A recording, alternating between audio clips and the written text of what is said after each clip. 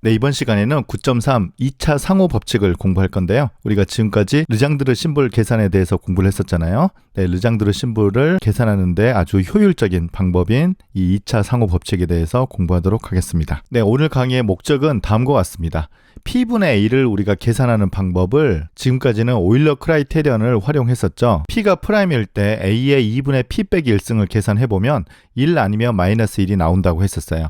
그런데 사실 이 거듭 제곱을 하는 데 있어서 A나 P가 굉장히 큰 값이면 일반적으로는 계산하기가 쉽지가 않습니다. 그래서 오늘 강의에서 설명하고자 하는 이 세오렘 9.9는 A와 P가 조금 큰 수일 때 비교적 효과적으로 계산할 수 있는 아주 중요한 내용이 되겠습니다. 쿼드라틱 리시프로시티 로인데요. 우리말로는 2차 상호 법칙이라고 보통 부릅니다. P와 Q가 서로 다른 홀수 프라임이에요. 그러면 Q분의 P와 P분의 Q의 곱은 항상 마이너스 1에 2분의 P 빼기 1 곱하기 2분의 Q 빼기 1승으로 표현된다라는 것입니다. 보통 이 리시프로시티 그러면 이렇게 역수를 취한다는 뜻인데요. 지금 Q분의 P와 P분의 Q가 서로 역수인 관계이기 때문에 이름을 이렇게 2차 상호 법칙으로 이 2차 상호 법칙의 역사를 잠깐 소개하도록 하겠습니다.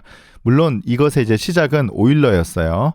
오일러가 증명을 하지는 못했습니다만 아마 제 생각에는 여러 프라임 PQ에 대해서 이 관계를 살펴보면서 이렇게 되지 않을까 추측을 한 것 같고요. 그의 학문적인 제자 이 르장드르 역시 이 생각을 했었던 것 같습니다. 그런데 결국 이걸 가장 먼저 푼 사람은 역시 가우스입니다.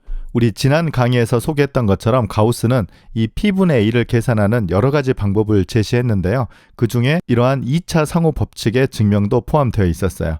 그런데 지금 오늘 이 시간에 설명드릴 내용은 가우스의 증명이 아니고 아이젠슈타인이라는 사람의 증명이에요. 아이젠슈타인은 가우스가 제시한 여러 가지 P분의 A 공식 중에서 적당한 걸 활용해서 이 2차 상호 법칙의 증명을 아주 간략하게 했습니다. 현재까지는 이 증명뿐만이 아니라 굉장히 많은 수백 개의 증명이 출판되어 있습니다. 제가 알고 있기로는 이렇게 다양한 방법의 증명이 소개되어 있는 것은 이 2차 상호 법칙과 또 피타고라스 정리가 있죠. 하지만 앞서 얘기한 것처럼 보통 그 학부 수준의 정수론 책에는 이 가우스의 식을 이용한 아이젠슈타인의 증명법이 대부분 소개되어 있어요. 오늘 강의에서는 2차 상호 법칙의 증명을 하지 않고 이것의 활용을 위주로 설명하고요.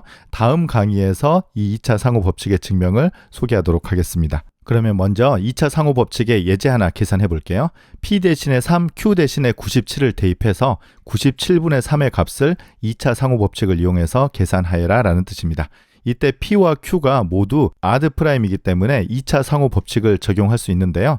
그러면 P가 3, Q가 97이면 이 식에다 대입을 해보면 97분의 3과 3분의 97의 곱은 마이너스 1에 여기 지금 지수가요. 2분의 3 빼기 1, 2분의 97 빼기 1의 곱이 되겠습니다. 그런데 이 값은 1이 되고요. 이 값은 48이 되겠습니다. 짝수가 하나 있죠. 그래서 둘 중에 하나라도 짝수면 전체가 짝수이기 때문에 답이 1이 되는 것이죠. 둘 다 홀수일 때만 마이너스 1이 되는 것 같습니다. 그래서 97분의 3이나 3분의 97은 일단 답이 1 아니면 마이너스 1인데요. 이 두 수의 곱이 1인 것을 일단 알았고요. 우리가 지금 97분의 3의 값을 구하라고 하는데 사실 3분의 97은 우리가 구할 수 있어요.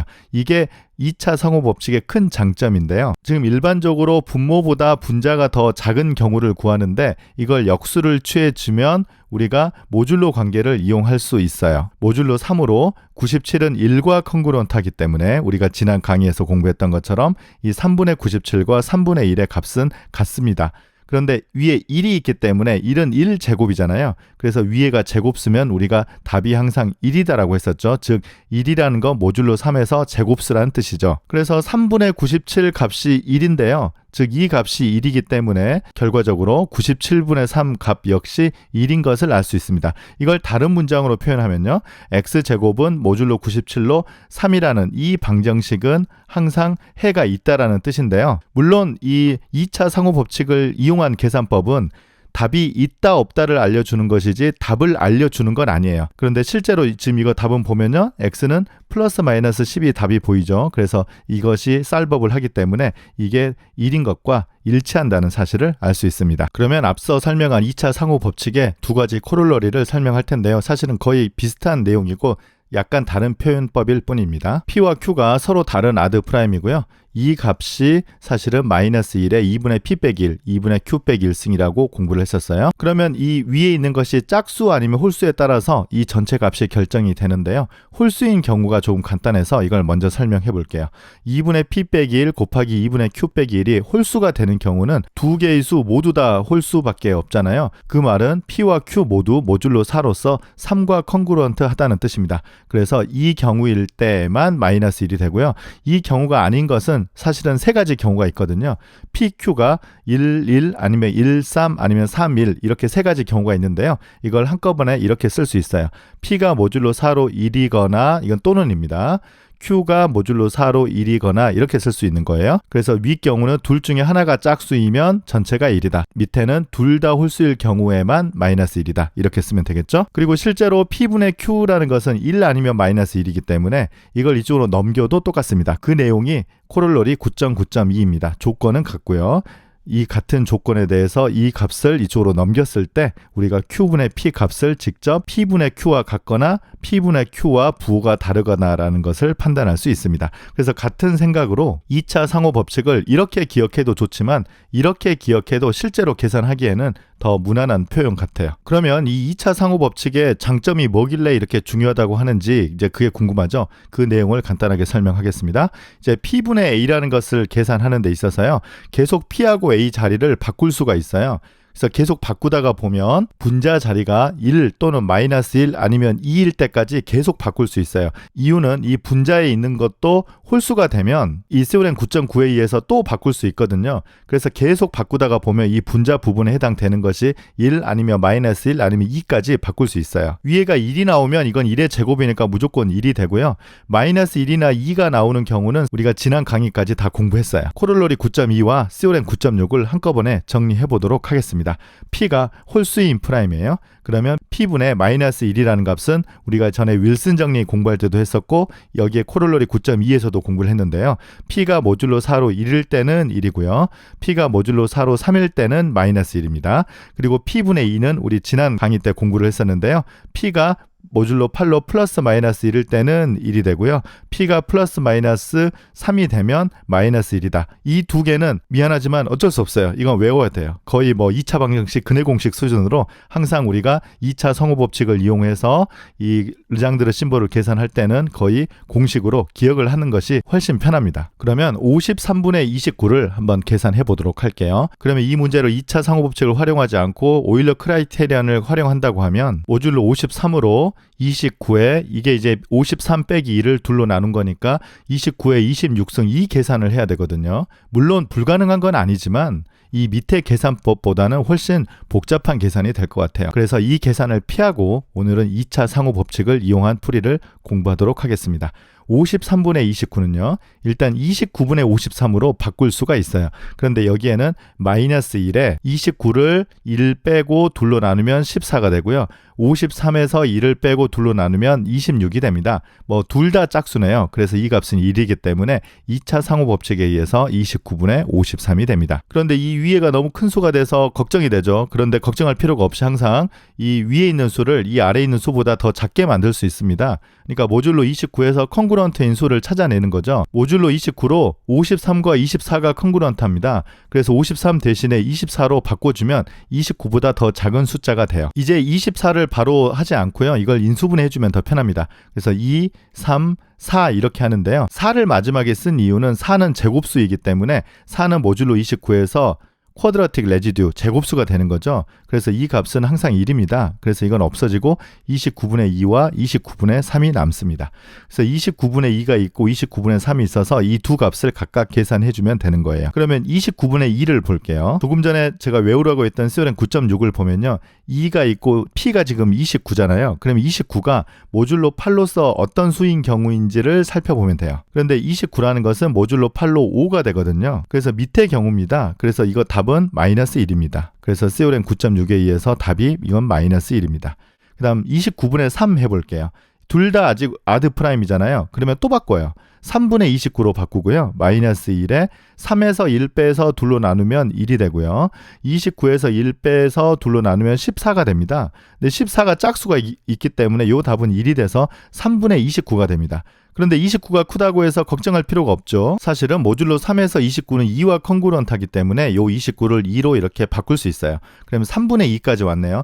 여기에서는 더 이상 2차 상호 법칙을 활용할 수 없죠. 왜냐하면 2가 짝수이기 때문에 그래요. 그래서 3분의 2의 값은 우리가 두 가지로 설명할 수 있는데요. 일단 위에가 2가 됐잖아요. 그래서 2이기 때문에 P가 모듈로 8로 어디냐 이제 봤더니 아까 3이니까 그냥 이 밑에 경우니까 답은 그냥 마이너스 1이고요. 사실 3분의 2 정도는 그냥 오일러 크라이테리언 해도 별로 부담되지 않아요. 2에 2분의 3 빼기 1승이잖아요. 그래서 2가 되는데 모듈로 3으로서 마이너스 1과 같게 되는 거죠. 그래서 어떻게 하더라도 일단 마이너스 1인 것은 구했습니다.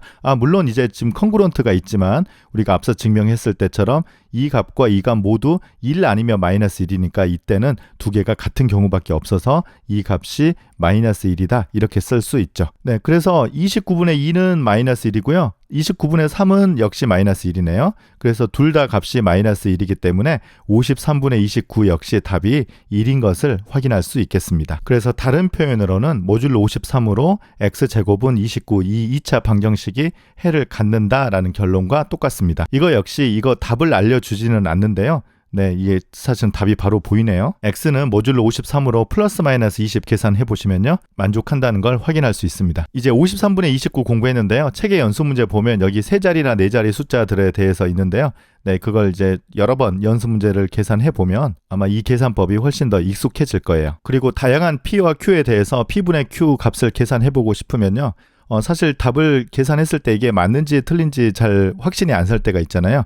그러면 그 전에도 한번 소개해줬던 이 울프람 알파를 활용하면 답은 확인할 수 있습니다. 네, 조금 전에 우리가 계산해봤던 걸 확인하고 싶으면 르장드르 심볼이라고 이렇게 치고 괄호에서 29 퍼 53 이렇게 써주면 밑에 이렇게 결과가 1인 것을 알 수 있어요. 그래서 P와 Q가 서로 다른 그 프라임에 대해서 이러한 값을 다양하게 써봐서 이렇게 연습을 해보는데 이 도움이 될 것 같습니다. 네, 그러면 오늘 강의 마지막으로 P분의 3도 하나 계산해 볼게요. 제가 아까 이거 두 개는 반드시 외우라고 했었는데요. 네, P분의 3은 반드시 외울 필요는 없지만 이런 식으로 유도할 수 있다는 것을 하나 설명해 드리려고 합니다. P가 일단 3이 아닌 아드 프라임일 때 P분의 3이 이런 식으로 표현됩니다. 모듈로 12로 플러스 마이너스 1이면 1이고요. 모듈로 12로 플러스 마이너스 5이면 마이너스 1이 됩니다. 이 사실을 한번 계산해 보도록 하죠. 지금 우리가 P 역시 아드 프라임이라고 했으니까요. 2차 상호 법칙을 적용할 수 있는데요.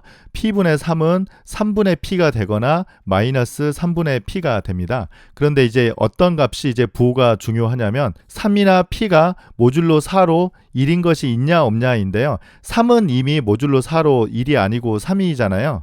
그래서 중요한 것은 이제 P가 모듈로 4로 1이냐 1이 아니냐예요.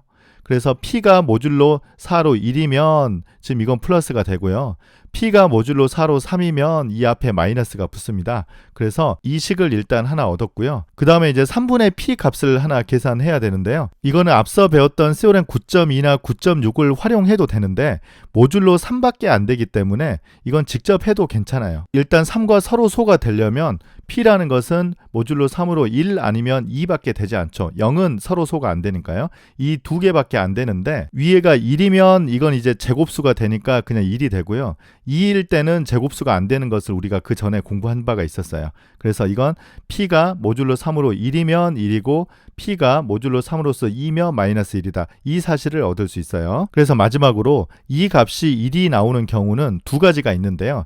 일단 P가 모듈로 4로 1일 때는 요 값이 1이 돼야 돼요. 그래서 그걸 다시 써보면 P가 모듈로 4로 1일 때는 요 값이 1인데요. 이 값이 1인 경우를 다시 써보면 P가 모듈로 3으로서 1이다 이렇게 되는 거죠. 그 다음에 이게 1이 나오는 경우는 P가 모듈로 4로서 3인 경우에는 지금 이거잖아요. 그러면 3분의 P가 마이너스 1이 되면 되죠. 그래서 P가 모듈로 4로 3인 경우에는 이게 마이너스 1인 경우는 이 밑에니까요. P가 모듈로 3으로서 2인 경우입니다. 그래서 여기는 이제 또는이 되고요. 여기는 and예요. 이게 동시에 성립해야 되죠. 여기 역시 and가 됩니다. 그럼 이제 마지막으로 p가 모듈로 4로 1이고 p가 모듈로 3으로 1일 때 이걸 이제 어떻게 써야 되느냐? 사실 이게 4이고 3이니까 모듈로 12로 써야 될 것 같은데요. 이게 뭡니까? 우리가 굉장히 오래전에 배웠었는데요. 사실은 이 부분이 우리가 4장에서 배웠던 중국인의 나머지 정리입니다. 그래서 이 부분에서 p는 모듈로 12로 1인 것을 우리가 확인할 수 있고요. p가 3, 2 같은 경우는 모듈로 12로 p가 11인 것을 알 수 있어요. 그래서 p는 플러스 마이너스 1이죠. 그래서 이게 1이 나오는 경우는 모듈로 12로 p가 플러스 마이너스 1이고요. 그렇지 않은 경우는 플러스 마이너스 5밖에 되지 않습니다. 나머지는 모듈로 12로 프라임이 되지 않아요. 네, 이로써 우리 오늘 2차 상호 법칙의 내용과 이 활용법에 대해서 공부를 했는데요. 아까 계산했던 이러한 계산법을 좀 익숙해지도록 여러 번 연습을 해야 될 것 같고요. 특히 코롤러리 9.2와 시오렘 9.6은 반드시 기억해야 될 것 같습니다. 그리고 마지막으로 p분의 3 우리가 계산해 봤는데요. 연습 문제 보시면 p분의 5, p분의 7 이런 것들의 분류법을 계산해 놓은 게 있는데요. 그건 다 외울 필요는 없습니다. 절대 외우시지 말고 이 시오렘 9.10 풀듯이 한번 경우를 나눠서 공부해 보면 좋은 계산법이 될 것 같습니다. 네, 이로써 오늘 쿼드라틱 리시프로시티 로의 활용법 공부했고요. 다음 시간에는 이것의 증명을 해보도록 하겠습니다. 감사합니다.